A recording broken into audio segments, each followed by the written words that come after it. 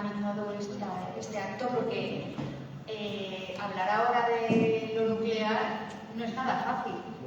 Antes creo que llevábamos décadas donde teníamos muy claro que había que abandonar la era nuclear y de repente hemos visto en el último año un resurgir del lobby pronuclear de manera que, bueno, pues están intentando cambiar absolutamente el sentido común y el relato, y hemos visto pues desde Canal Extremadura cómo se ha volcado en la manifestación que hubo en Almaraz por parte de los trabajadores de Almaraz, dedicándole horas y horas y horas a Almaraz, pero ninguna visión crítica respecto a Almaraz. Todo era una visión de es necesario prolongar a Almaraz porque nos va la vida en ello. Hemos visto, bueno, presidentes, presidentas autonómicas que han venido a pasearse por Extremadura exigiendo que la nuclear de Almaraz siga abierta. Como buena dueña del cortijo que se cree la señora Ayuso, pues ha venido a decir que Almaraz se tiene que continuar para que Madrid tenga energía, porque de eso va Almaraz, de producir energía para otros territorios, no para Extremadura. Hemos visto también, bueno, artículos de opinión, y desde que ha sido el apagón, pues ahora resulta que tenemos a un montón de tertulianos que de ser expertos en cónclave papal, pues ahora pasan a ser expertos en energía nuclear, y resulta que la conclusión del apagón es que hay que mantener abiertas las nucleares. Y a mí esto me hace una gracia tremenda, porque pareciera que el apagón ha sido pues debido a que no había suficiente energía, y no ha sido así. Había muchísima energía. O pareciera que el apagón había sido porque la nuclear... bueno, es que la nuclear ni estaba ni estuvo. Ni siquiera estuvo para recuperar la red eléctrica. Ni siquiera tiramos de la nuclear. La nuclear tardó más de casi una semana en ponerse en funcionamiento porque no es una energía nada flexible. O sea que no pudimos contar con la energía nuclear para recuperarnos del apagón, ¿no? Y yo creo que luego pasaré a deciros qué conclusiones yo creo que habría que extraer del apagón. Pero bueno, quería empezar por deciros que ahora mismo decir no estoy de acuerdo con la energía nuclear es casi un deporte de riesgo. Porque es que ahora mismo, si dices eso, bueno, es que eres un fanático ecologista, estás ideologizado y realmente todos los científicos y toda la gente de bien está a favor de la energía nuclear. Es curioso esto, ¿eh? Es curioso. Yo solo recuerdo que en esta región salieron 40.000 personas a parar la nuclear de Valdecaballeros, 40.000 personas, hace escasamente 20 años.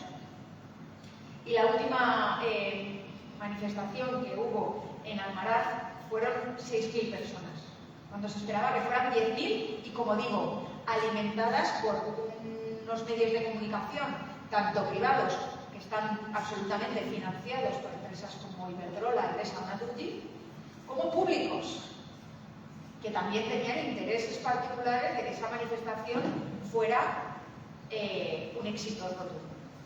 Lo curioso fue que cuando hubo la manifestación de Almaraz, el titular fue Extremadura con la nuclear, y fueron 6.000 personas, o 7.000. Vamos a poner 7.000, a ver si van a 7.000.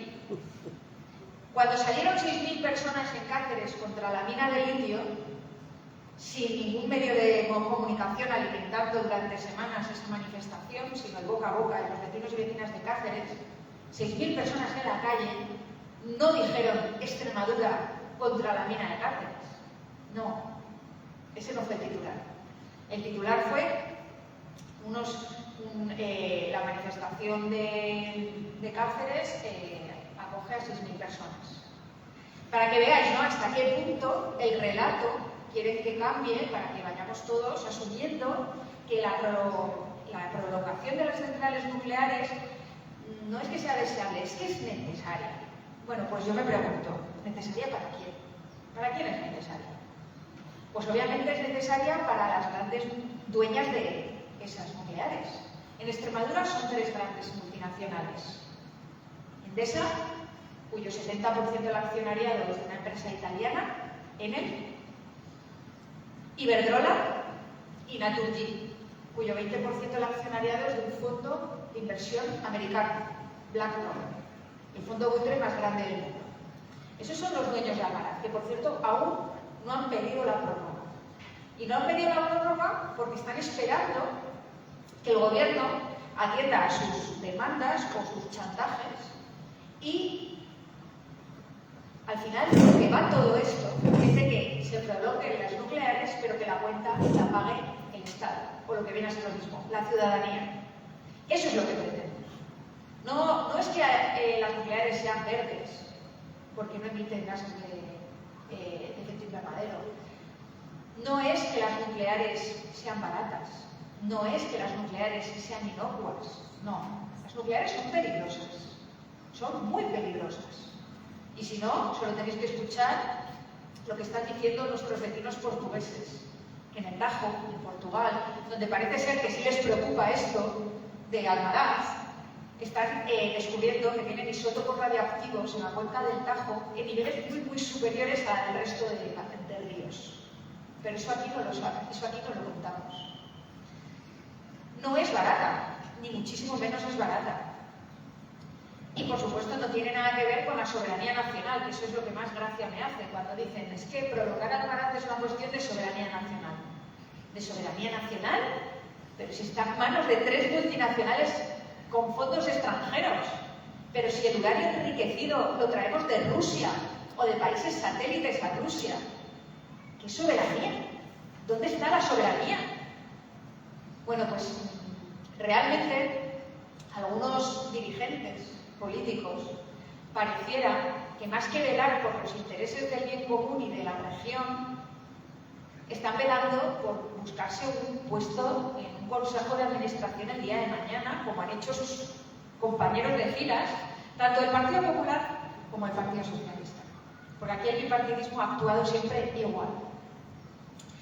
Bueno, pues no solo quieren la propuesta que hace Vox en la Asamblea, que por supuesto también apoya el Partido Popular, es que la tasa Enresa, que es la tasa que gestiona los residuos nucleares, que la pague el Estado. Se saltan por encima los principios europeos de quien contamina paga. Un taller mecánico tiene que gestionar sus residuos. Cualquier pyme, cualquier empresa tiene que gestionar sus residuos. Pues ahora va a ser que la nuclear no. La nuclear nos vamos a pagar entre todos y todas. ¿Os parece eso justo? Porque a mí no me parece justo. Sobre todo cuando llevan décadas haciendo unos beneficios millonarios con la nuclear. Esto es muy propio de la derecha. Cuando son beneficios los privatizamos y cuando hay pérdidas los socializamos. Y lo hemos visto, si esto no es nada nuevo, si es que lo hemos visto con las autopistas, si es que lo hemos visto con tantas y tantas cosas, pues esto es lo que pretende Vox y la señora Guardiola. El otro día conocimos que el señor Mazón decía que además los impuestos autonómicos los iba a borrar. O sea, Mazón, precisamente, Valencia, que ahora no necesita dinero para la reconstrucción, tiene la caradura de decir que le perdona los impuestos a Iberdrola, que es la dueña del 100% de Cofrentes, porque así pues le sale más rentable la actividad, porque está viviendo una extorsión fiscal, han dicho. Una extorsión fiscal a una empresa que ha tenido 5.600 millones de euros de beneficios netos, como ha dicho Fran, netos, limpios. Que no os voy a decir los sueldos que cobra el Consejo de Administración, que no os voy a decir el sueldo que cobra el dueño del Iberdrola, el señor Sánchez Galán, porque yo me mareo, porque no me puedo creer que nadie puede cobrar esos sueldos. Y están viviendo una extorsión fiscal. Es que hay que joderse. Dicho mal y pronto. Me indigna mucho que nos intenten engañar de esta manera. Y sobre todo que lo haga el señor Mazón, que es un cadáver político, que debería estar ya, no digo en su casa, sino en la cárcel, y que realmente lo que está es tan defenestrado políticamente que lo que está es buscando algún hueco en estos consejos de administración, claramente. Bueno, pues a raíz de esto que planteamos, hemos tenido una comisión en la Asamblea, y es curiosísimo, porque todos los que han venido a defender Almaraz, todos, os digo todos y son todos, tenían intereses particulares económicos detrás. Eran trabajadores de la central, o eran empresarios, o eran técnicos de Almaraz. No había nadie que viviera como un técnico, un científico, un físico nuclear, nadie. Oye, podrían haberlos llamado Partido Popular y Vox, alguno habrá, digo yo, pero no digo nunca, ninguno.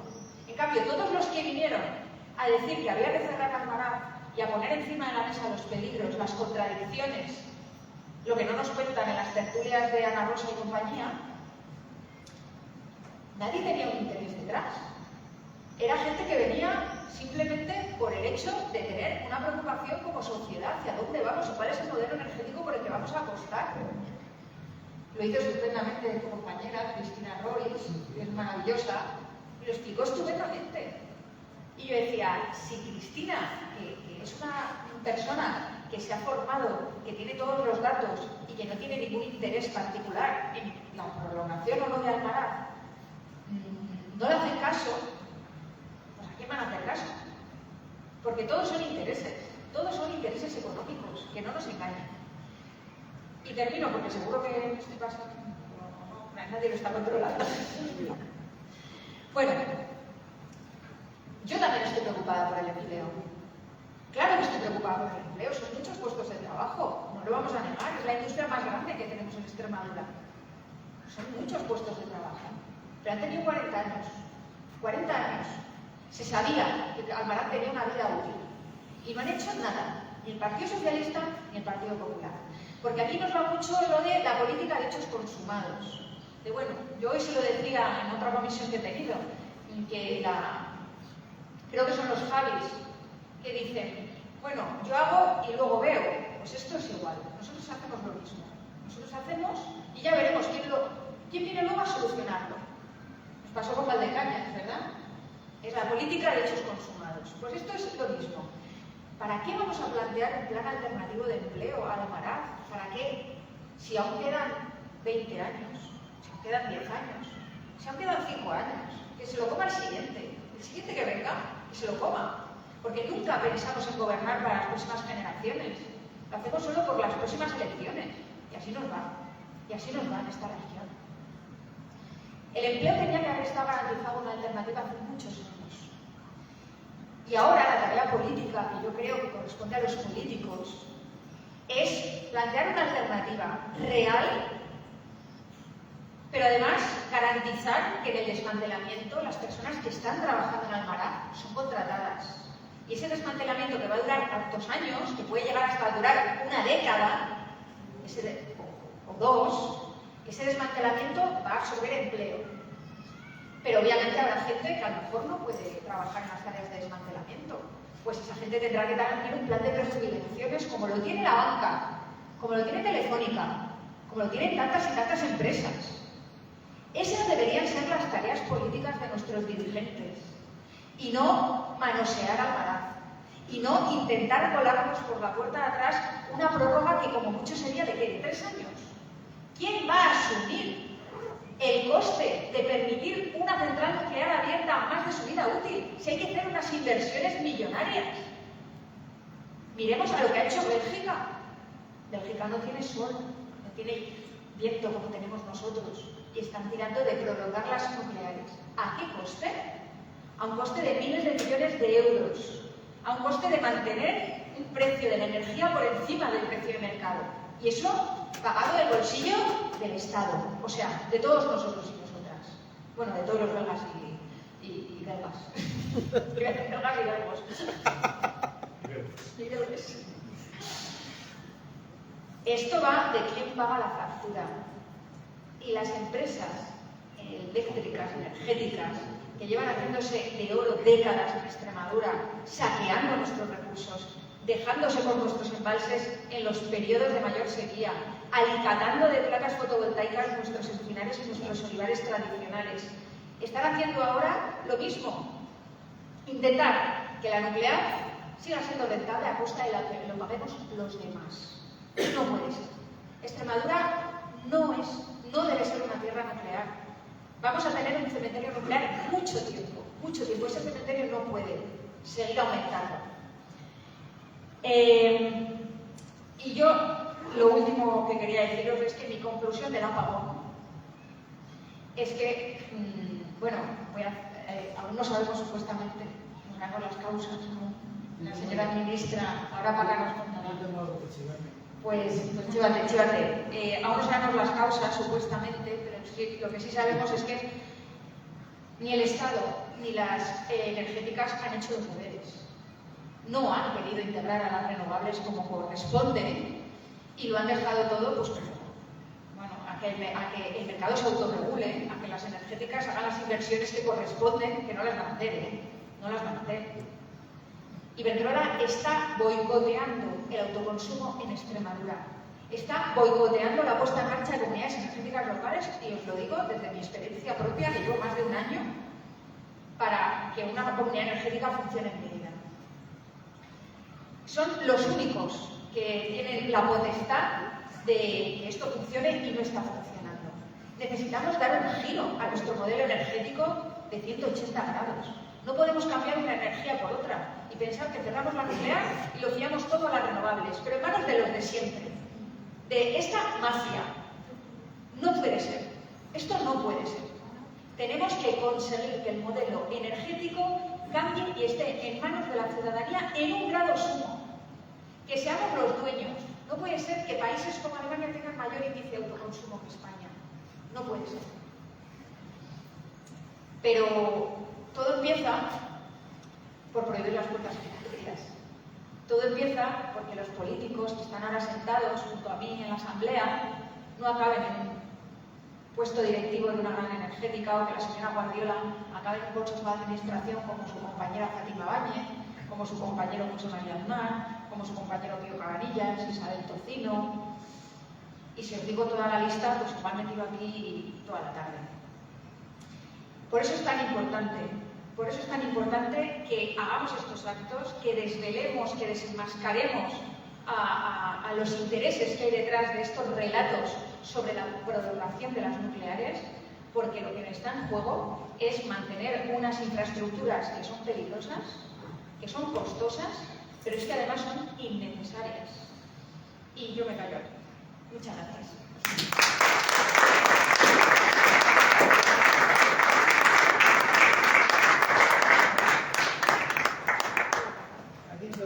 Acá. Dale el micro. Dejamos al jefe. Vale.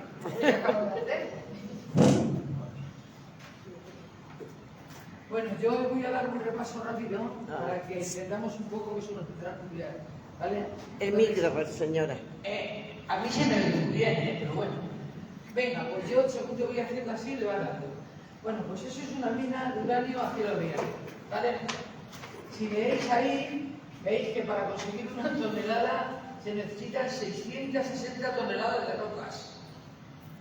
Una central nuclear convencional necesita 200 toneladas de uranio, dejando 230 millones de desperdicios, que son tierras radioactivas. Y una mina de uranio puede necesitar 33 millones de litros de agua al día. O sea, eso ya lo demuestra que para empezar de baratas, nada. Dale. Bueno, pues eso es la roca de uranio, que machacada es el óxido de uranio que funciona para el combustible nuclear. Las principales países productores de uranio del mundo son Canadá, Australia, Kazajistán, Níger y sobre todo Rusia. Ahora le estamos comprando el uranio a Rusia. Por lo tanto, todo eso tiene que venir en barco y en coche. Y por lo tanto, va emitiendo CO2 continuamente, tanto en la minería como en el transporte. Ese es el ciclo del combustible nuclear, que sale desde la mina, la reconversión, que está en Rusia, en el Congo, en Canadá, el enriquecimiento en Francia, y lo que hay en España es la fabricación del combustible en la fábrica del juzgado de Salamanca, que luego tiene que repartir esas barras de combustible por los 7 reactores estacionales, por carretera, emitiendo CO2 continuamente. Dale. Las fotografías de arriba son centrifugadoras donde se enriquece y se empobrece el uranio. Esas centrifugadoras las tenemos en Francia. En España no hay. Por lo tanto, hay que enriquecer, es como una secadora. Tú puedes secar más fuerte, más fuerte, más fuerte, desde enriquecer uranio para ahorrar de combustible para centrales hasta bombas atómicas, con plutonio, por lo tanto, ahí es donde se enriquece todo. Lo de abajo es un misil que va a los tanques, con uranio empobrecido. Así que se utiliza el uranio enriquecido y el empobrecido también para armamento. Esa es la parte de la industria nuclear que no se han fabricado para producir electricidad. Ese es el verdadero motivo. Y eso es por lo que vamos haciendo la campaña este año de industria nuclear, disciplina y militar. ¿Vale? Bueno, pues ahí os pongo dónde está situada la central nuclear, cuándo empezaron a funcionar, y lo de abajo, que es lo más interesante, hay que pedir para poder cerrarlas 3 años antes de trámite. Enresa hace un plan de desmantelamiento y ese plan se inició en noviembre del 2024. Necesitan 2 años para solicitar la renovación del Consejo de Seguridad Nuclear y eso es en este noviembre de 2025. Por lo tanto, nos queda muy poquito tiempo. Entre 18 y 24 meses se pide el trámite de desconexión a la red eléctrica. Todo ese trámite solo les queda hasta noviembre de este año para cerrar el brazo. Por lo tanto, yo creo que está sentenciada, pero vamos a ver. Dale. Ahí tenéis el calendario. Este calendario de cierre, que no es el calendario de los ecologistas, es el calendario que han acordado las eléctricas y el gobierno. Por lo tanto, no es nuestro calendario. Estamos acatando el calendario que ellos han acordado. Si veis, Almaraz 1 se va a cerrar con 46 años y 6 meses. Tiene más 50 años que 40. Y deciros que cuando nos dicen que están diseñadas para 40 años es mentira. Están diseñadas para 30. Lo que pasa es que al Almaraz se le han cambiado los generadores hace unos 10 años. Bueno, pues ahí tenéis el calendario, pasa. Esto luego, si queréis, os lo paso con los demás todos. Sí. Bueno, eso es un dibujo que hemos hecho donde, si veis, por donde entra el agua al pantano de Arrocampo, que viene ahora, vais a ver de dónde viene. Y esas son las pantallas de separación que llaman, que son unos muros de hormigón, que ya están agregados, porque el agua de los reactores sale a más de 600 grados centígrados y se tiene que refrigerar. Hay que coger agua fría y soltarla caliente. Bueno, pues eso ha agregado las pantallas de separación que llaman. Donde tengo la crucecita, que la he puesto a posta para que os fijéis bien, es por donde sale el agua radiactiva al Tajo. Que ellos dicen que no sale al Tajo, pero yo os voy a demostrar que sí, dale. Ese es el canal que viene de Reptillo Monroy, por donde va el agua al pantano de Arrocampo, porque es un pantano artificial. Y ese es donde tengo la crucecita puesta, la otra foto, por donde sale el agua de los reactores al río Tajo. Dale. Esas son las torres de refrigeración, que ha sido, bueno, pues una obra faraónica y multimillonaria para intentar refrigerar el pantano de Arrocampo, porque casi siempre está hirviendo. ¿No dais cuenta que a veces que parece que estamos en Londres? Pues es Arrocampo. Dale. Bueno, los residuos que se van gastando de las barras de combustible los van metiendo el robot en una piscina. De esa piscina salen a lo que ellos llaman ATI, que es un almacén temporal individual, y los residuos de Baja y de Mérida van a parar a un cementerio nuclear que se llama El Cabril, que ahora también pretenden ampliar. Dale. Bueno, pues ahora tenemos una nueva presidenta de empresa. Esta presidenta, al igual que su antecesor, son de consejeros de Lara. O sea, son 2 personas que han salido de las consejerías de Extremadura. El José Luis Navarro, que se jubila hasta 6 años al frente de empresa, que es la empresa que tiene que gestionar, empresa pública, que tiene que gestionar los residuos radioactivos.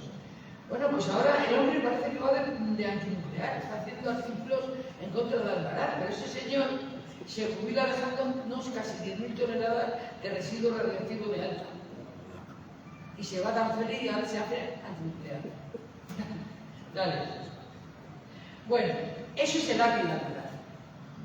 ¿Vale? Ese es el almacén temporal e individual que tenemos en Almaraz, con contenedores que miden 6 metros por 4. Ahí es donde meten las barras de combustible gastado.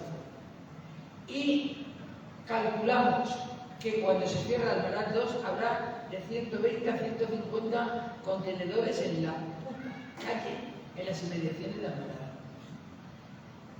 Dale. Bueno, ahora nos van a poner que se van a gastar un dineral en ponernos un ATD, que luego nos explica bien Juancho, que es un ATD. Pero es un edificio que va a tener celdas frías y calientes por si se raja o se rompe algún contenedor donde están las barras de combustible gastado, para arreglarlo. Si se rompe y se habéis rezado, hay que rezarlo. Vamos, dale. Bueno, eso es un cementerio nuclear que es el único que hay en el mundo, en Finlandia. Y ese cementerio nuclear es el que se va a copiar para hacerle nosotros en España. Vamos a tener un AGP, que es un almacén geológico profundo. Sí, ¿quieres decir? Y bueno, vamos a copiar de Finlandia para hacerlo en España. Dice que para el año 73 estará ya terminado, para podernos llevar todo ese arte que hemos visto en las inmediaciones de Almaraz a ese cementerio nuclear, pero no han empezado a hacer ni las investigaciones, O sea, ni han empezado a decir dónde, ni cómo, ni cuándo. Dale. No se puede soterrar entre el Navalmoral y van a hacer eso. Bueno, a ver, eso es el cementerio que, si queréis verlo, realmente hay un documental gratis en internet que se llama así, Into Eternity, y es muy bueno el documental, y se ve lo que es un cementerio nuclear en profundidad. O sea que si alguien tiene intención de verlo, podéis verlo ahí, perfectamente se ve lo que es. Dale. Bueno, como veis, la generación de electricidad en el mundo, la nuclear va en línea recta y las demás van subiendo. Por lo tanto, es una esperanza de que eso llegue a un punto muerto. Vamos, dale, sobre todo por lo que vale el uranio. Bueno, pues aquí tenéis a vuestra estrella del rock. Esta misma muchacha que se va a Europa a decir que dejamos a 4.000 trabajadores en la calle. No sé de dónde ha sacado el dato, porque yo tengo mi fuente, Yo tengo una fuente dentro de la verdad. Y a mí me ha dicho que hay 785 trabajadores, ni uno más. De lo que hablan de los trabajos indirectos, que se refieren a la recarga y de la central nuclear, a meter la barra de combustible, pues es que esos trabajadores de esas subcontratas no solo trabajan para Almaraz, trabajan. Esa subcontrata lo reparten por todas las centrales nucleares españolas y francesas. Por lo tanto, esos trabajos indirectos de los que hablan también son mentiras. Esos señores tienen garantizado su puesto de trabajo. El desmantelamiento de la central le calculamos en unos 20 años aproximadamente, viendo el proceso que ha llevado la única central nuclear que se ha desmantelado. Bueno, hemos desmantelado dos, pero uno se ha ido por Francia, que era Vandellós. Ahorita ha tardado 20 años, 10 años, pero que Zorita era la cuarta parte de Almaraz. Por lo tanto, puede haber unos 20 años de trabajo directos e indirectos con gente especializada, porque hay que desmantelar los reactores, y con gente especializada, porque hay que picar y hacer trabajo de obra. Por lo tanto, se puede triplicar los puestos de trabajo que tiene ahora mismo el país. Y los pueblos afectados de las centrales, los que están en un radio de 10 kilómetros al lado de la central nuclear, que están cobrando ahora un dinero por pertenecer, por estar en ese radio de los 10 kilómetros, pues esos pueblos van a seguir cobrando lo mismo, exactamente lo mismo, hasta por lo menos el año 73, que esté el AGP, el cementerio nuclear en profundidad, hasta que esté terminado y se puedan ir sacando los residuos y llevándolos allí, mientras quede un solo bidón de residuos radiactivos en el entorno Almaraz, los pueblos siguen cobrando lo mismo. Bueno, pues aquí tenemos a las dos artistas, a Díaz Ayuso y a Guardiola, que les han regalado una central nuclear de juguete y mira qué contentas son. Están felices las dos. Y dice la que tengo en Madrid, que no podéis apagar a Almaraz porque me apagáis Madrid. Pues chica, hubieras hecho los deberes, porque en Madrid no hay placas en los tejados, ni fotovoltaicas, ni termosolares, no hay comunidades energéticas, los edificios se va el frío y el calor por las rendijas. O sea, que has estado en los años que llevas de presidenta hablando de los bocatas de calamares y de las cañas, que por cierto diré que tengo 76 y yo ya comía calamares y cañas en el día. Antes de que naciera. Bueno, total. Bueno, pues ahí tenéis la generación eléctrica que hay en Madrid y la demanda. Madrid es un pozo sin fondo, es un agujero negro. Y lo que no se puede hacer es sacrificar unos territorios para comprar otros.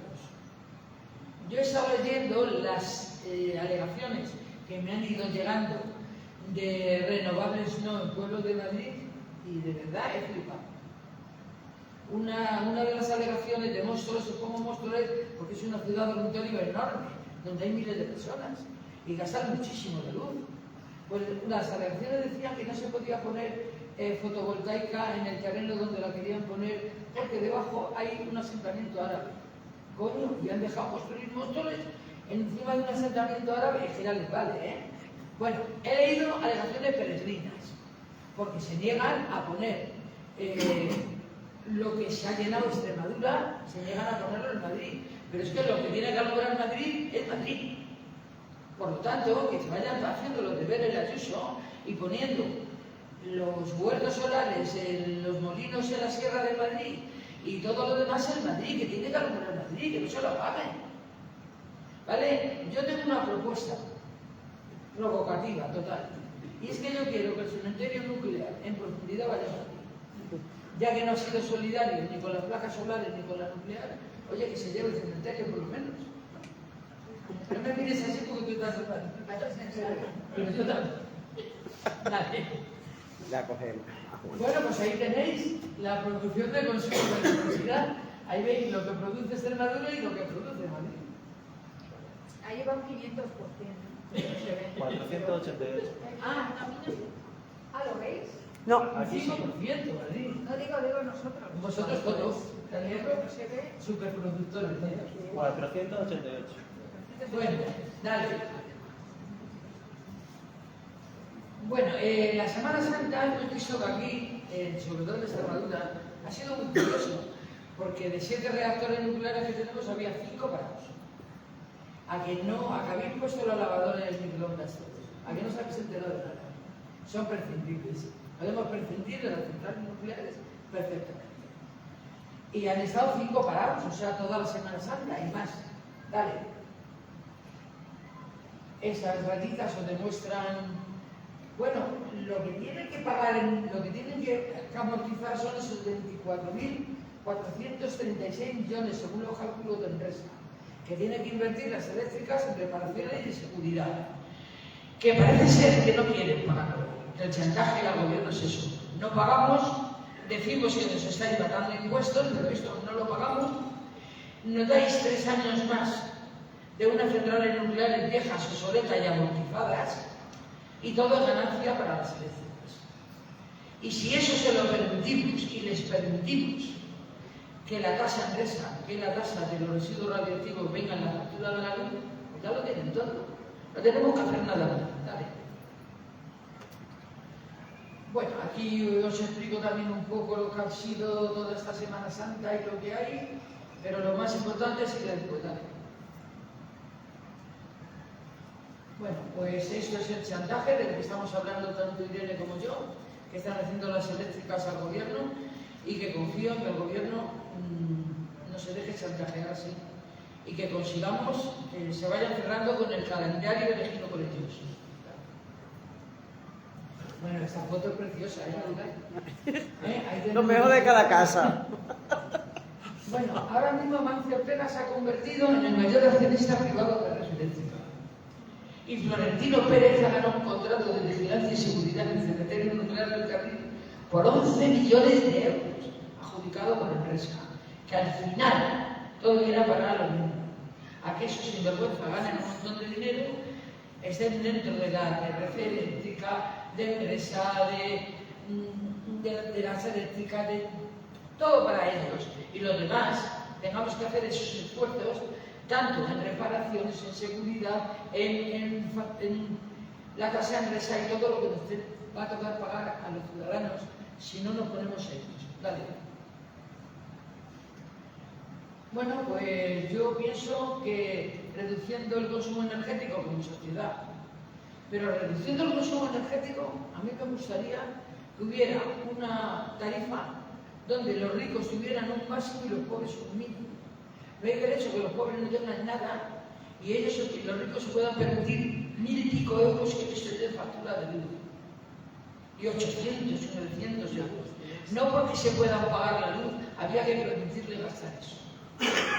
Bueno, pues es apostar por las energías renovables, grandes y pequeñas, por las comunidades energéticas, por el autoconsumo, el aislamiento de edificios, solidaridad de territorios, y solo así podemos cerrar las centrales nucleares y dejar de ser dependientes de los combustibles fósiles. Dale. Bueno, yo ahora aquí quería contaros esto, que parece ser que solo lo sé yo, pero que tú también lo sabes, pero que yo se lo estoy contando a todo el mundo, que me quiera escuchar. A las 12:03 del 28 de abril, con el 70% entrando en la red de la unidad 2, tiene un fallo. Almaraz 2. A las 12:33 hay un disparo y se desacopla de la red. O sea, estaba entrando energía de Almaraz 2 en la red a total. Desde la unidad 2. Bueno, enseguida se pone en marcha los generadores diésel y se repone la luz en la planta. El que se haya ido hasta la luz de la planta ha sido en un pánico total de los trabajadores. Y bueno, pues se han conectado enseguida los generadores diésel, han alumbrado la planta, pero ya se había disparado ya el reactor 2. Pero ha habido otro problema más serio, y es que el problema es que hay un automático, todo es automático. Entonces, el automático del embalse de Aguacampo dejó de funcionar con el apagón. Entonces, no podía suministrar a todas las peticiones que se le requería. Las peticiones, eso es lo que me han contestado a mí, desde la fábrica, pero las peticiones eran que había que refrigerar, seguir refrigerando el reactor y seguir refrigerando los residuos que había en las piscinas. Y no contestaba el automático del embalse de Aguacampo. Así que hemos tenido un susto grande, ¿vale? Ha habido más susto porque ha dado la casualidad que había un inspector belga por allí, por Almaraz, y la gente del pueblo que ha visto venir muchísimos furgones de policía de Madrid, de Badajoz, de Sevilla, estaban asustaditos. Yo creo que venían más por el belga que por lo que estaba pasando, porque no sé cómo se hubieran enterado. Pero el caso es que entre la policía que estaba llegando, lo que estaba ocurriendo en Almaraz, los trabajadores acojonados, ha sido un buen susto.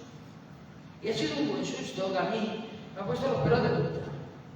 Porque si no funciona Aguacampo, tenemos un Fukushima. Así que esto, cuanto antes se cierre y antes nos quitemos de estos sustos, mejor, porque el día que haya una desgracia grave, bueno, pues nos vamos a llevar las manos a la cabeza seguidos que la cabeza. Ya está.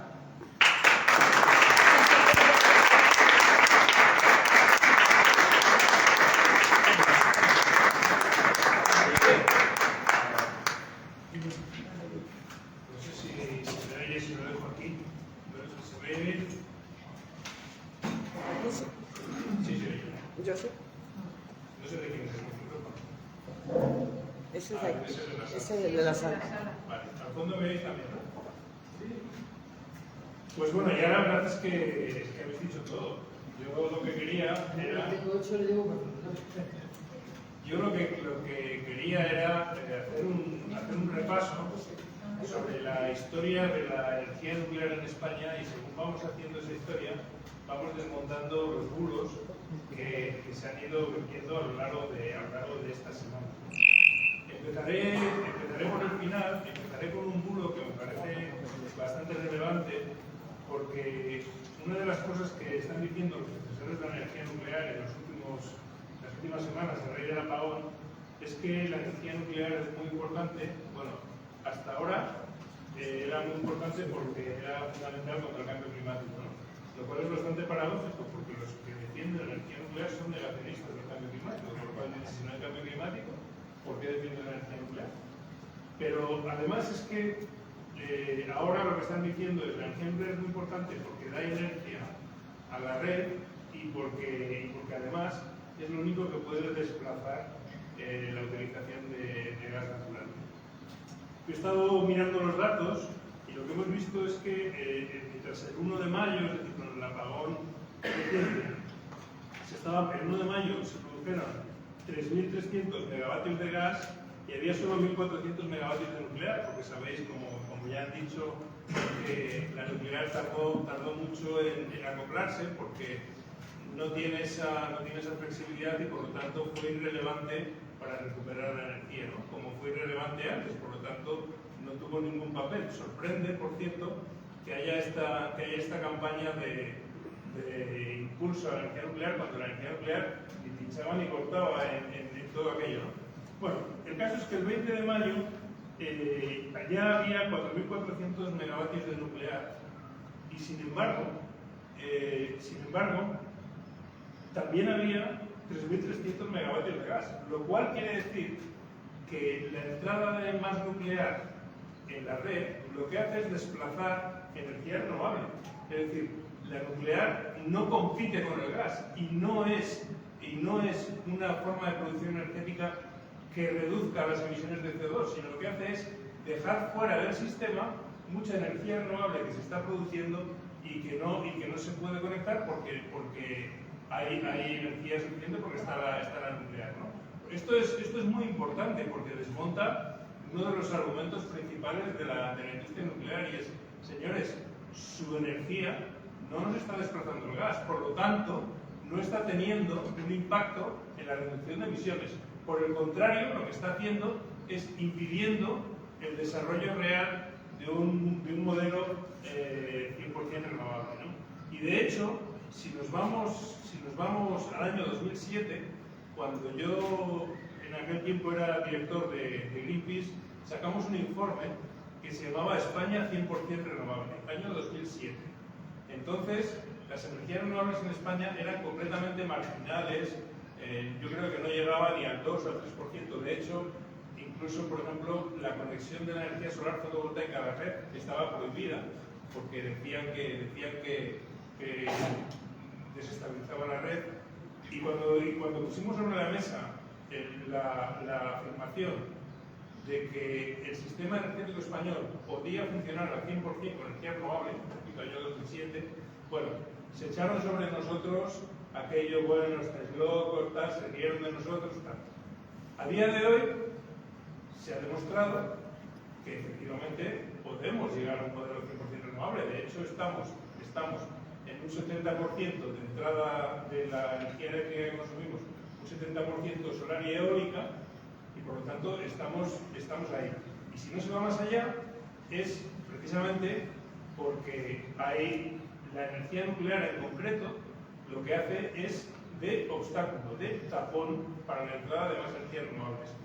El tema del gas, evidentemente hay que prescindir del gas y para sustituir el gas hace falta una serie de modificaciones en la red que hay que hacer, como la introducción de baterías, etcétera, etcétera. Pero realmente, como digo, las nucleares lo que hacen es competir con ese 100% renovable. Pero lo que quería decir es que hace no tanto tiempo nos decían, bueno, pues esto es absurdo. De hecho, el Partido Popular en la última etapa de Rajoy llegó a plantear los tres siguientes elementos, que creo que es muy importante para entender lo que pasa. En primer lugar, plantearon un decreto, la posibilidad de aprobar un decreto que prohibiera el cierre de centrales de carbón y de centrales nucleares, que las prohibiera, que prohibiera su cierre. Evidentemente, esto era sobre todo para defender el carbón, que hoy prácticamente ha desaparecido de nuestro modelo energético. También nos decían, sin carbón, España muere. Vamos, o sea, era Endesa nace con el carbón, etcétera, etcétera, ¿no? Bueno, se prescinde del carbón y no pasa nada. ¿Por qué? Porque el desarrollo renovable permite fácilmente su sustitución, ¿no? Y el segundo elemento que aprobó el gobierno de Rajoy, no debemos olvidarlo, fue el impuesto al sol, para impedir el desarrollo de la energía solar fotovoltaica. Esto ocurrió. Pero bueno, dicho esto, en concreto sobre el apagón, dejadme volver un poquito a los orígenes de la energía nuclear en España y a recorrer todo este tiempo hasta hoy porque creo que es interesante y nos da algunas claves, ¿no? La primera es que la energía nuclear empieza en España en los años 60 porque Franco quiere desarrollar la bomba atómica. Su interés es desarrollar la bomba atómica. Y en ese momento el gobierno norteamericano le dice a Franco, no, tú déjalo, no te metas ahí, ya nos ocupamos nosotros. Y entonces traen la primera central nuclear, que es la central nuclear de Zorita, que es una central de Westinghouse, que se abre en el año 1968 y que instalan los técnicos norteamericanos para impedir que Franco desarrolle la bomba nuclear. Imaginaros el fascista este con la bomba nuclear, la que podría haber montado. Entonces, en ese momento, eso se para, ¿no? A partir de ahí, la energía nuclear, que como sabéis, empieza a desarrollarse en los años 50 bajo el eslogan de átomos para la paz globalmente, ¿no? Átomos para la paz y tal, empieza a desarrollarse globalmente y las empresas eléctricas españolas también se meten a saco en la inversión nuclear y empiezan y hacen un plan nuclear completamente desorbitado, desproporcionado, que yo he visto estos días que sacaban los fascistas renacidos que hay ahora diciendo, fíjate Franco, la de nucleares que quería construir, lo bien que nos hubiera ido. Bueno, cuando llega el gobierno socialista en el año 82, se encuentra con un panorama con las empresas eléctricas españolas completamente arruinadas. ¿Por qué? Porque la inversión nuclear, uno de los talones de Aquiles de la industria nuclear es que las centrales nucleares son muy caras. Entonces, este plan desproporcionado hace que las empresas eléctricas españolas estuvieran al borde de la bancarrota. Y entonces hacen un acuerdo, el primer rescate, yo creo el primer rescate que se produce es el rescate del gobierno con respecto al plan nuclear. Y hacen un acuerdo con las eléctricas y les dicen, bueno, ustedes dejan de construir Valdecaballeros y la central nuclear de Lemoniz, esas centrales se paralizan, se descartan todos otros proyectos que había y se quedan las que ya estaban construidas. Y a cambio, durante 25 años, los españoles de a pie hemos pagado a través de la tarifa de la luz una parte de nuestra tarifa, un impuesto, para pagar lo que se llamó la deuda nuclear, que era la deuda en la que habían incurrido las empresas eléctricas españolas en ese macroplan nuclear. Por lo tanto, es lo que decía Irene, es decir, la industria nuclear es una industria financiada con el dinero de todos. Las nucleares son nuestras, las hemos pagado nosotros. Es así, a través de la tarifa de la luz durante 25 años. Bueno, pagué yo, vosotros sois muy jóvenes. Pagué yo. Hemos pagado durante 25 años. Esa moratoria nuclear de Felipe González y Arascal. Exacto. La hemos pagado Se nosotros. pagan aparte. Eso fue así. Entonces, fue la primera, bueno, esto estuvo a punto de llegar al colapso a las industrias energéticas españolas, ¿no? De hecho, no es la primera y no ha sido la única vez, pero hubo otras, como por ejemplo, nuevamente el desproporcionado plan de construcción de plantas de ciclo combinado, de plantas de gas. Nuevamente las empresas eléctricas hicieron unas proyecciones de demanda altísimas, empezaron a construir plantas de ciclo combinado por todos lados, algunas en Extremadura, y eso también se vino abajo porque la demanda no aumentó, ¿no? Por eso a veces cuando dicen, bueno, es que de esto que solo hablan los técnicos, bueno, a veces los técnicos también se equivocan, ¿no? Y por lo tanto está bien que haya ojos mirando lo que está ocurriendo, ¿no? En Madrid, y esto se sabe poco porque también se tapó, porque una de las características de la industria nuclear es que es profundamente ocultista. No sabemos la mayor parte de las cosas que pasan, que ocurren. En Madrid hubo un accidente nuclear. En la ciudad universitaria había un reactor nuclear experimental. Ese reactor nuclear, en el año 73, creo recordar que fue, se produjo en un trasvase de agua erróneo. Los técnicos se equivocaron y en vez de trasvasar el agua del reactor a una vasija de contenedor, la trasladaron, la metieron a la alcantarilla y fue directa al río Manzanares durante unos minutos. Durante unos minutos ese reactor estuvo vertiendo aguas contaminadas en el río Manzanares. Esto, por supuesto, se ocultó y se conoció solamente después, en los años 90, cuando se conocieron los informes secretos de que digamos que no sé qué parte de los servicios franquistas recorrieron la cuenca del Manzanares y del Jarama comprando toda la cosecha de productos hortofrutícolas, que entonces había mucha huerta, para evitar su consumo, pero mucho se consumió, porque claro, en aquel momento mucho se consumió. Lo que pasa es que se desconoce absolutamente cuál fue el impacto real sobre la salud de ese vertido de aguas radiactivas. Cuando yo he contado esto en las redes, me dicen, los pronucleares me dicen, bueno, es que estás hablando de los años 70, como si no hubiera cambiado la tecnología. Y yo digo, oiga, que estamos hablando de centrales nucleares con tecnología de esa época. Esas son las que ustedes nos quieren ahora alargar la vida. Dicen, no, es que eso fue en el año 73, sí.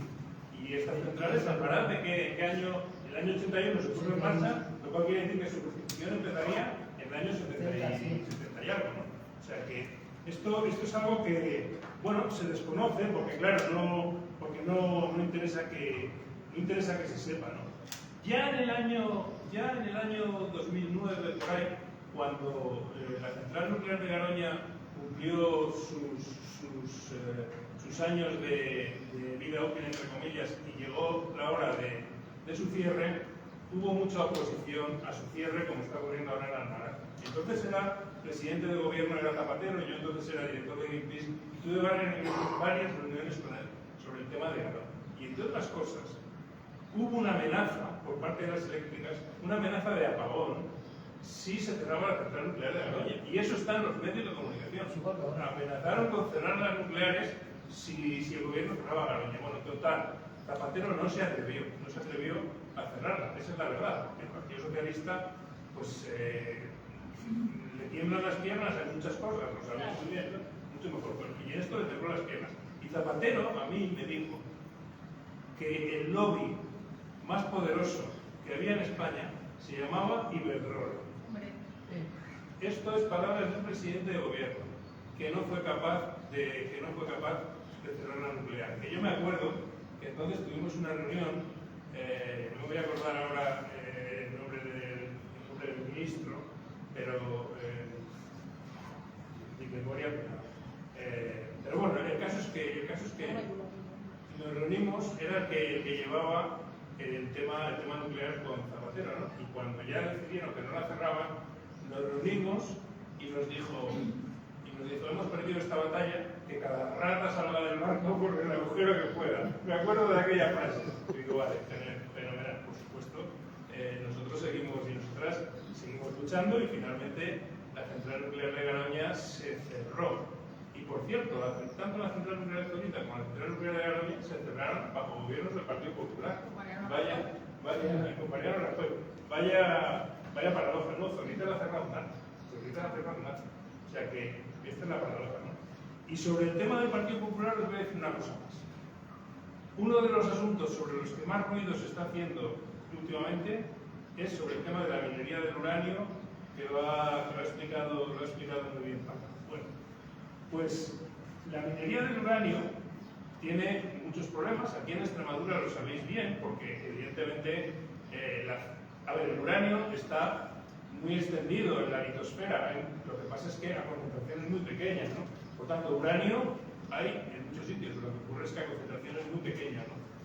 Y de hecho, en España hubo una explotación de uranio, aquí la hubo, también la hubo en la última fue en San Líquez, en Salamanca, que se cerró por motivos económicos, porque no eran rentables esas cosas, ¿no? Entonces,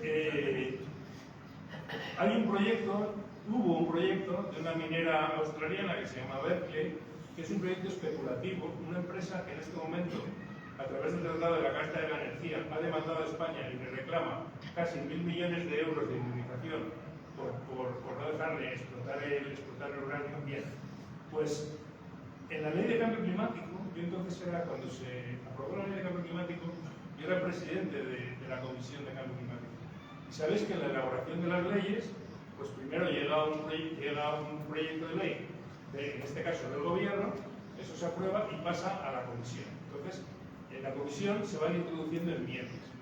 Y hubo una enmienda que introdujimos desde Unidas Podemos, que era la enmienda que prohibía la minería del uranio. ¿Por qué? Porque hay una movilización en toda la comarca de Campo Charro, en Salamanca, brutal. La gente no quiere esa mina, no quiere que oír hablar de esa mina. Y en el sur de Badajoz. Y en el sur de Badajoz. porque no quieren ni oír hablar de esa mina, porque tienen unas explotaciones agroganaderas de las que viven, porque hay un balneario de aguas termales que da empleo a 400 personas y porque, bueno, pues la gente, porque saben que una mina de uranio es lo que ha dicho Paca, es un enorme agujero en la tierra que moviliza billones de toneladas de tierra, la mayor parte de ellas se quedan allí, y esto de hecho fue lo que dijo el Consejo de Seguridad Nuclear en su informe sobre la mina de Berkeley en Salamanca. Dijo, esta mina no es viable porque ¿qué pasa al final?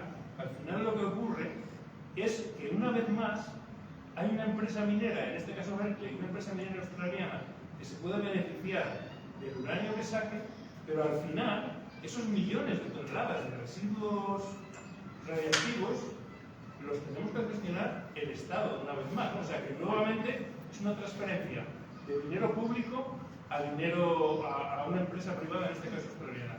Bueno, pues que sepáis que presentamos una enmienda a la Ley de Cambio Climático y que esa enmienda que prohíbe la minería del uranio fue votada a favor por el Partido Popular. Claro. Fue Salamanca. votada a favor. Es decir, yo estaba allí, pero es que está publicado, no estoy diciendo nada que esté publicado. Por lo tanto, los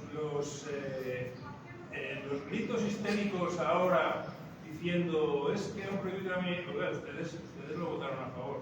Y es lógico que se votara a favor, como yo digo, con una cosa buena que hicieron, que no se quejen tanto. ¿Por qué? Porque nadie en su sano juicio estaba interesado en ese desarrollo minero. La Empresa Nacional del Uranio, en USA, que era la responsable de la minería en satélites, la minería en los años que terminan en los años 90, se desvinculó del proyecto de Berkeley porque no era viable económicamente. No era viable económicamente, tenía un impacto ambiental brutal y una respuesta social importantísima, ¿no? Y por lo tanto, aquello no tenía absolutamente ninguna posibilidad de salir adelante. Y por eso, lógicamente, en el Congreso hubo una amplia mayoría que votó a favor de su prohibición. Entonces, bueno, esto sobre el uranio, ¿no? Entonces, ahora tanto ruido. No, España no tiene uranio económicamente explotable. Esa es la realidad. España tiene uranio, sí, pero no se puede explotar porque nadie. Entonces, ¿qué es Berkeley? ¿Qué es la empresa minera Berkeley? Bueno, es una empresa especulativa. Es decir, la ley de minas, que por cierto, la ley de minas de España es del año 1973, es de las pocas leyes franquistas que quedan, que nosotros intentamos, en nuestro paso por el Congreso, a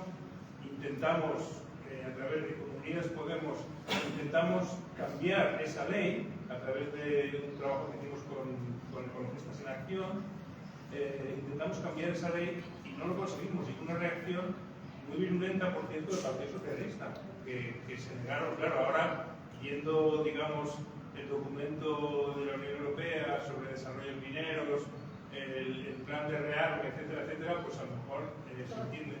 Todo cuadra. Pero bueno, nosotros queríamos cambiar la ley de minas porque las empresas que consiguen una concesión minera sobre un territorio, y esto lo sabéis bien en Extremadura, prácticamente son los amos y señores del territorio. Y esto no puede ser. Es decir, tú consigues una concesión minera y puedes hacer lo que quieras en ese territorio. Entonces, estas empresas, como Berkeley, lo que hacen es intentar comprar concesiones mineras y especular con ellas. Especular con ellas para luego, si realmente consiguen los permisos de explotación y demás, entonces el negocio no está en la explotación de uranio, que ya hemos dicho que no es rentable. El negocio está en conseguir los permisos y luego vender esos permisos a una minera que realmente explote eso. Ahí está el negocio. Y ahora mismo el negocio de Berkeley está en una demanda que ha interpuesto contra España por casi 1.000 millones de euros. Y quienes están haciendo en este momento esta campaña de que el uranio tal y cual, lo que están haciendo, objetivamente, esos patriotas de pulserita, lo que están haciendo es apoyar los intereses de una empresa que va directamente contra los intereses de España y que nos puede sacar 1.000 millones de euros porque se ha paralizado su proyecto especulativo, ¿no? Entonces, bueno, pues estas son las cositas de las nucleares que no nos cuentan, ¿no? Sobre el tema del coste económico, yo creo que ha quedado muy claro que realmente la nuclear solo es viable si el Estado paga al principio y al final. Es decir, si el Estado paga la construcción del reactor y si finalmente se hace cargo de los residuos, ¿no? Ahora mismo hay un caso en la Unión Europea, que es el caso de Bélgica, donde Europa le ha permitido que ocurra esto, es decir, que el gobierno se haga cargo de los residuos radiactivos a cambio de un coste y que se establezca un precio fijo, que es otro de los elementos que quiere la industria nuclear, que se establezca un precio fijo al kilovatio nuclear. ¿Por qué quieren un precio fijo del kilovatio nuclear? De alrededor de 60 euros. ¿Por qué quieren cobrar 60 euros el megavatio nuclear? Porque saben que las energías renovables están teniendo un efecto de reducción del precio y esto las hace no competitivas. ¿Por qué antes del apagón estaban apagadas 5 nucleares, como ha dicho Paco? Porque a las empresas no les interesaba tenerlas encendidas, porque la energía se estaba vendiendo muy barata, porque la entrada de tanta energía renovable hacía que el precio de la energía no les compensara el funcionamiento.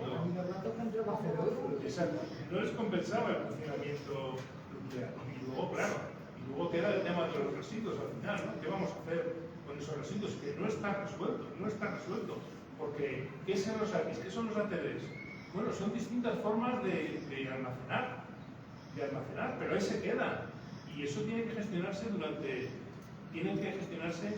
durante mucho tiempo, durante miles de años.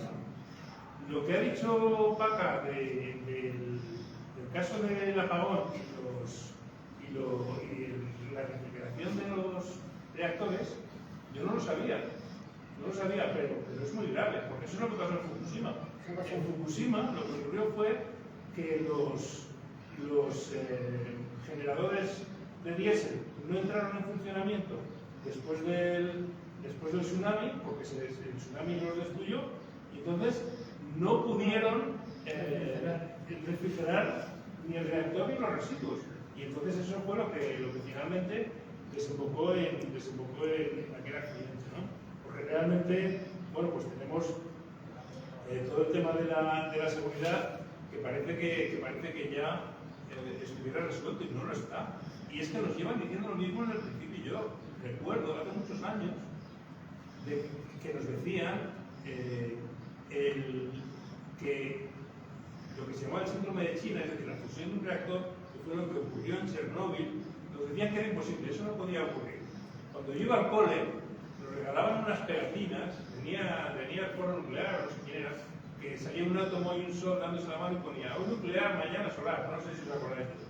Bueno, los viejos sí nos acordamos. Pues es que eso ya ha pasado, ya nuclear, adiós, hasta siempre, fuera. Habéis sido un timo, una estafa, nos habéis dejado un montón de residuos que vamos a tener que gestionar durante muchísimo tiempo. No sois capaces de desplazar los combustibles fósiles. Los combustibles fósiles nos están desplazando las energías renovables y por lo tanto no servís contra el cambio climático. Dependéis de un uranio cuya extracción cuesta muchísimo desde el punto de vista del impacto medioambiental, porque claro, aquí hablamos del caso de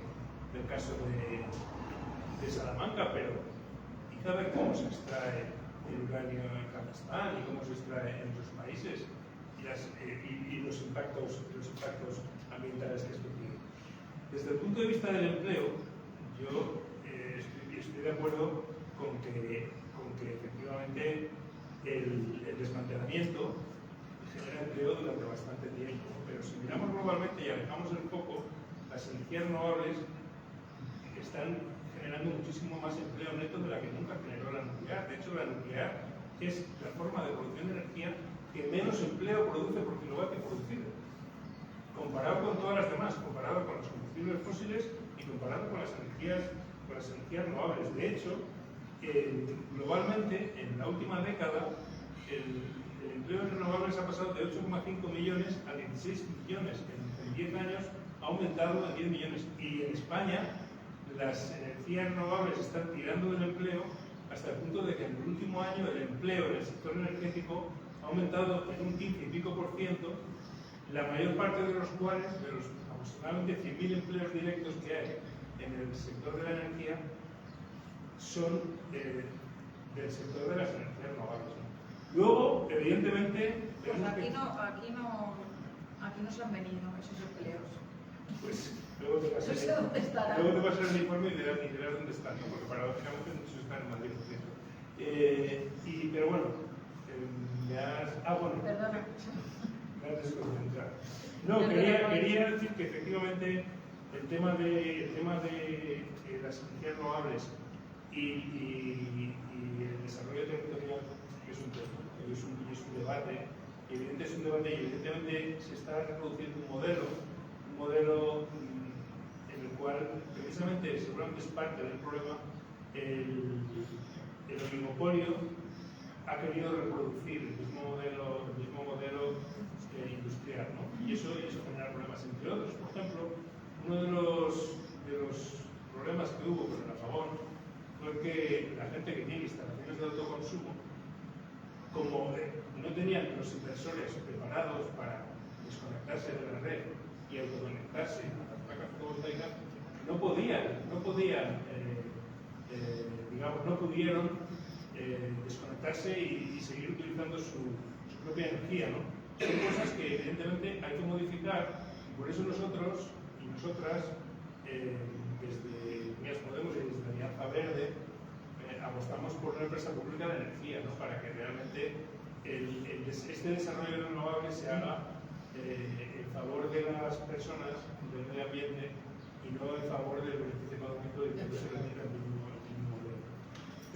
Pero bueno, sí que quería que vierais un poco pues, el cuadro de lo que ha sido el desarrollo nuclear en España, cuáles han sido sus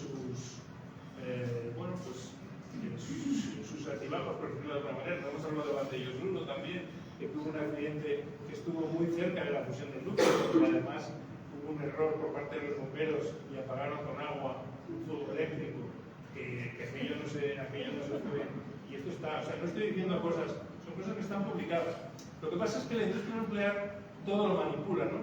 Si miráis, por ejemplo, las víctimas de Chernóbil, dicen, bueno, es que en Chernóbil, si escucháis a los revistas de la nuclear, en Chernóbil solo murieron 37 personas, solo. Y dices, no, perdona, es que, ¿sabéis lo que pasa? Que hay todo un sector de personas, que fueron más de 600.000, que se llamaron los liquidadores, que era gente que durante unos minutos entraban en la zona del reactor para echar arena encima del reactor y luego salían, porque estaban muy sometidos a dosis radiactivas muy altas, ¿no? De esos 600.000 personas que fueron liquidadores del accidente de Chernóbil, no se hizo ningún seguimiento. Se sabe que, evidentemente, que decenas de miles murieron de cáncer afectadas, pero no hay una estadística, no ha habido un seguimiento porque no hay interés en que haya ese seguimiento. El otro día yo escuchaba en la radio, hablando precisamente de Chernóbil, que decía que un técnico de la OIA, de la Agencia Internacional de Energía, hablaba de los soldados rusos que habían entrado en Chernóbil durante esta guerra de Rusia y Ucrania, y decía, ¿qué va a pasar a esos soldados? Y decían, van a morir de cáncer, van a morir por la radiación. Esta es la realidad de ese legado nuclear. Entonces, bueno, todas estas cosas pues no se dicen. Ahora se nos vende la nuclear como si fuera una cosa muy tecnologizada, muy limpia, un poco mágica, ¿no? Como el espíritu santo. La nuclear lo salvará. Y es falso. La nuclear es una forma de producir energía directamente vinculada con la industria militar, y es una forma de producción de energía peligrosa, cara, y además que genera residuos que quedan para toda la vida. Por lo tanto, si tenemos sol y tenemos viento, no sigamos por ese camino. Y aquí lo dejo. Muchas gracias.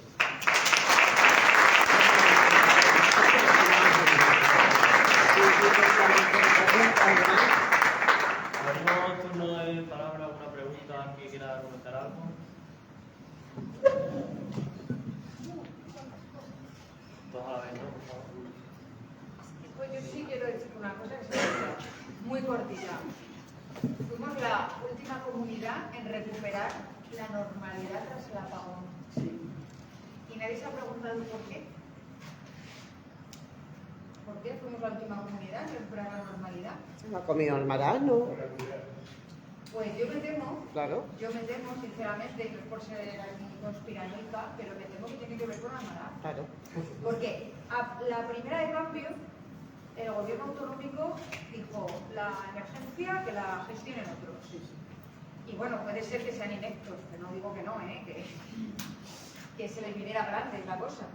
Pero yo sinceramente considero que ha habido algo ahí, que Almaraz no fue, o sea, estuvo, pues con cierto, por lo que ha contado Paca me cuadra perfectamente y creo que esa pudo ser una de las razones por las que fuéramos la última comunidad autónoma en recuperar la normalidad. Yo, en unas declaraciones, les exigí transparencia y en una pregunta en la asamblea al vicepresidente de la comunidad autónoma, el señor Bautista, le pedí que explicara no solo por qué pedimos el nivel 3 de emergencia, sino porque fuimos la última en abandonarlo. No hubo contestación. No hubo ningún tipo de contestación. Y sinceramente me parece un ejemplo, o sea, me parece un gobierno muy responsable que siempre esté pidiéndole transparencia. O sea, no soy responsable de pedir transparencia y cuentas y rendición de cuentas al gobierno estatal de lo que hace o deja de hacer, pero porque no le pidió en este caso explicaciones al Almaraz de por qué tardó más de una semana en ponerse a funcionar. Porque algo estaba pasando y estaba claro. Nosotros desde luego vamos, o sea, yo esto no lo sabía, pero desde luego vamos a presentar una pregunta en el Congreso.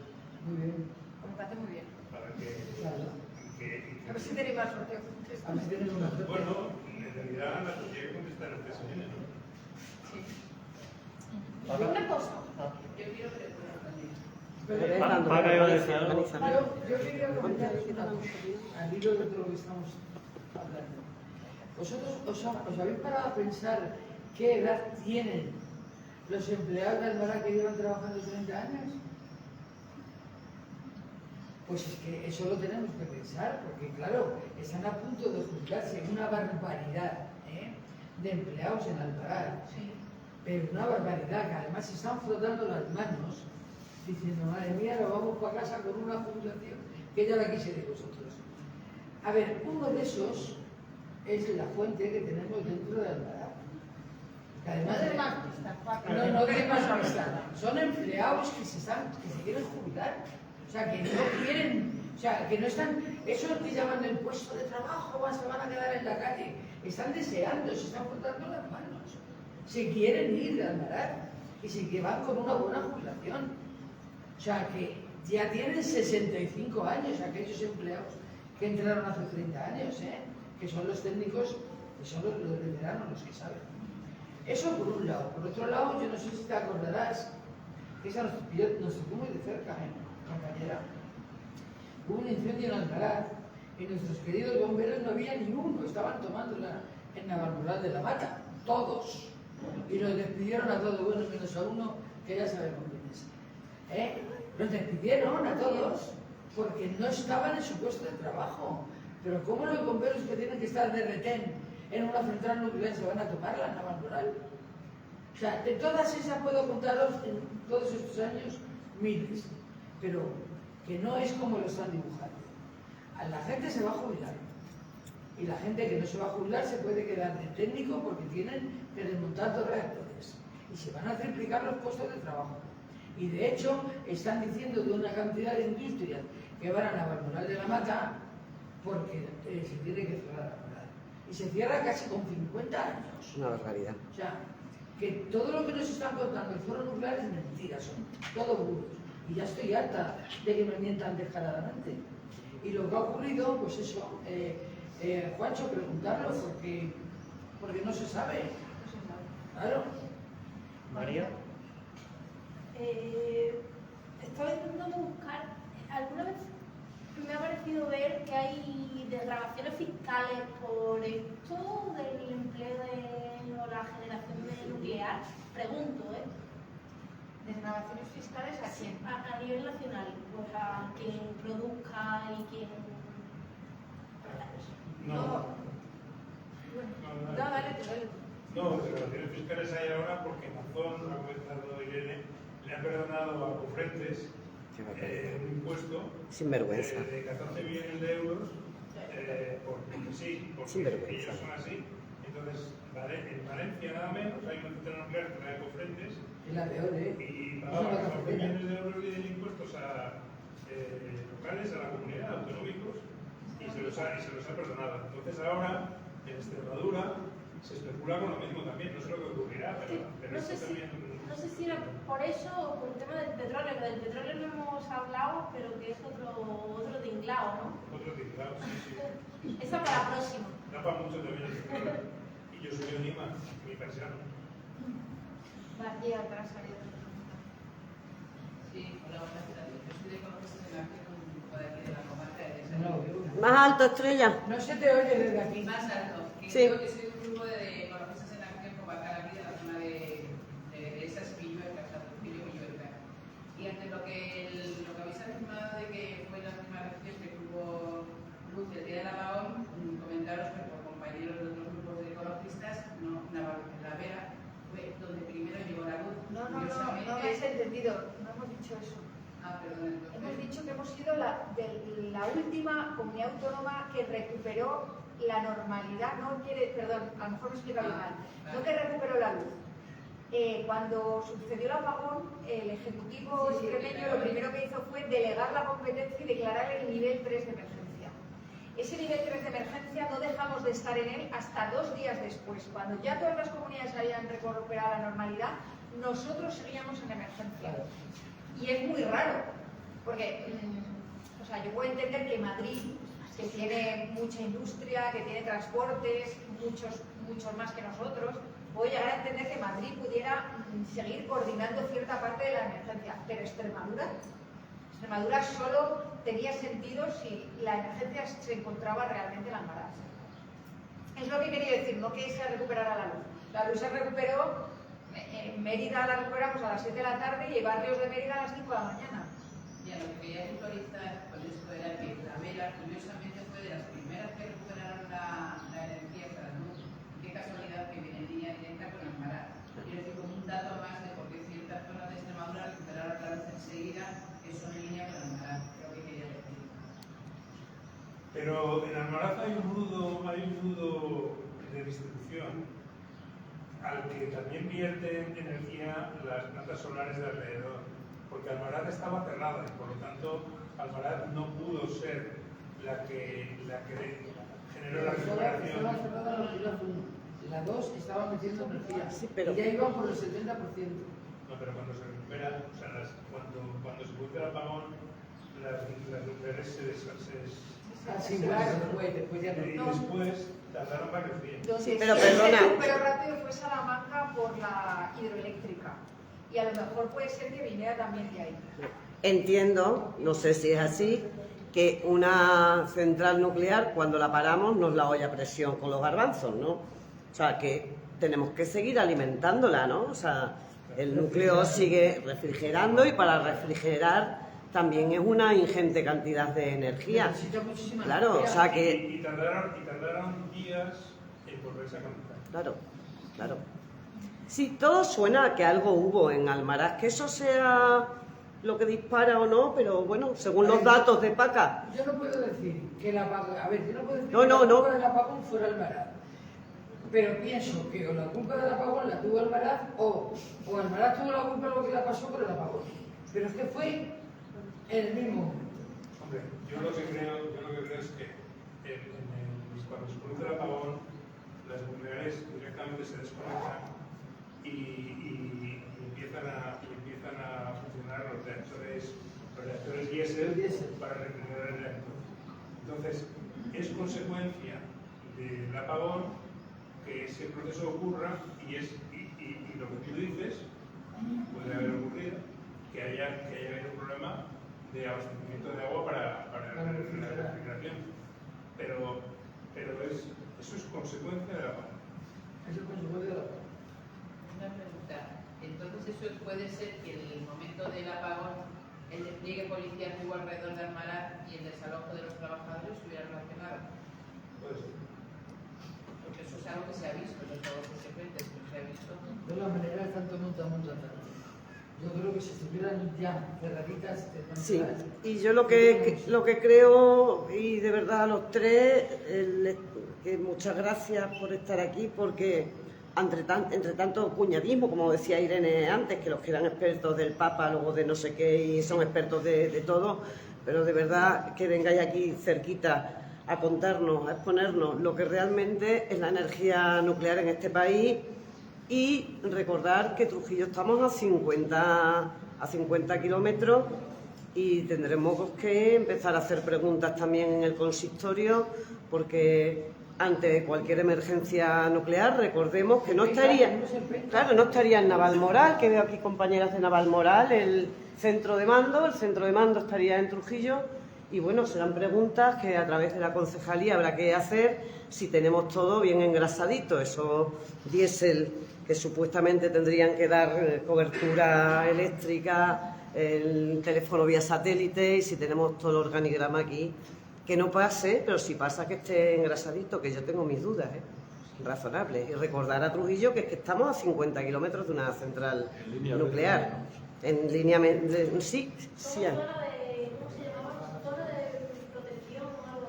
Paca se lo sabe. ¿El qué? ¿Somos zona de qué? Bueno, somos zona de que estamos aquí a 50. Se le llama de una manera, o sea, Trujillo tiene aquí una zona de... Bueno, en realidad Trujillo dicen que tiene menos riesgo porque hay un sistema montañoso que frenaría, pero vamos, que no te escapas. Pero bueno, menos. O sea, yo creo que a ti y a mí en la Navalmoral de la Mata lo vamos a llevar peor. Yo aprovecho para daros las gracias y para más que invitaros, por supuesto, que no estaría de más. Claro que sé que es muy complicado, yo ya lo sufro en primera persona, pero ya solo con lo de hoy, pues estoy súper agradecida, porque para mí significa un tomar aire, un tomar aliento, saber que estoy en el lado correcto, que nunca lo dudo, pero estos días menos todavía. Mucho perito fuiste estar ahí en el consistorio. Sí, aportaros lo que es mi experiencia allí. Bueno, no voy a hablar lo que es un día a día en una población además más pequeña, Parca. Yo Iba a he sufrido en mi carne. Claro, te iba a decir que cuando yo era una jovenzuela, pero no voy a decir eso, voy a decir cuando era un poquito más joven, ya la admiraba por su gran lucha, pero claro, yo me siento en el Ayuntamiento de Navalmoral y soy la de No Valdecañas, soy la de No a la Central Nuclear y soy la de No, claro, así que es muy difícil estar sola y estar con ese discurso, por eso agradezco tanto que vosotras que tenéis más visibilidad estéis también en esta línea. Os puedo decir cosas que, Irene, efectivamente, fueron 7.000, pero querida, sé que 4.000 eran ellos ya, ¿sabes? O sea, te puedes reír de la manifestación porque fue un fracaso total, porque lo ha dicho Paca, yo creía que eran unos 700 y muy pocos, tú has dicho los 785, creo que los amplios directos, y el resto son eventuales e indirectos. Y os lo puedo asegurar, porque lo sé claro, no debo de estar en Navalmoral y conozco a gente que viene a hacer las famosas paradas, fueron obligados a venir. Sí, pues a ver. 4.000 personas fueron obligadas, casi 4.000 personas, a asistir, o sea, en diferentes puntos. En este caso me lo cuenta un compañero que viene de Cádiz y le digo, será no hay recarga, nos han obligado a venir a todos los trabajadores, o sea, que no era la gente ni siquiera de la zona, yo quiero decir, pues era de todo el territorio nacional, para sumar esas 7.000 personas que sabemos que eran 6.000. Pero para salir en prensa como que había sido un éxito de la manifestación. En Navalmoral, hablando también un poco al hilo de lo que habéis dicho de la prensa, que es tan complicado como que hoy puedes abrir los tres periódicos o medios de comunicación que tenemos allí, que uno es la COPE, otro es de la SEP y otro es el Hoy Navalmoral. Y la noticia de hoy, que ya lleva mucho tiempo, pero estos últimos meses, pero hoy mismo, a día de hoy, todas las noticias es lo bien que funciona Almaraz, que por todos lados está reconociendo todo el mundo que es la central nuclear mejor de España. del mejor del La mundo. propia prensa local, da igual qué medio, todas son pronuclear. En la propia biblioteca municipal, ahora lo que cuelga en Navalmoral es una pancarta sí al Marán, sí al futuro. Que claro, es muy difícil batallar con el discurso, o explicarle tú a alguien todo esto, cuando por cualquier medio, o cuando ahora los colegios, la excursión estrella es la central nuclear del Marán. Que llámalo público, llámalo ético, ¿sabes? Luego adoctrinamos el resto que nos mudamos un poco en otras causas. Sí, sí, es así. Así que muchísimas gracias. Si os apetece venir a lidiar con aquello, estaréis más que invitados. Hay que ir, sí. Gracias a ti. Y gracias a ti, Cristina. Gracias. Pues sí.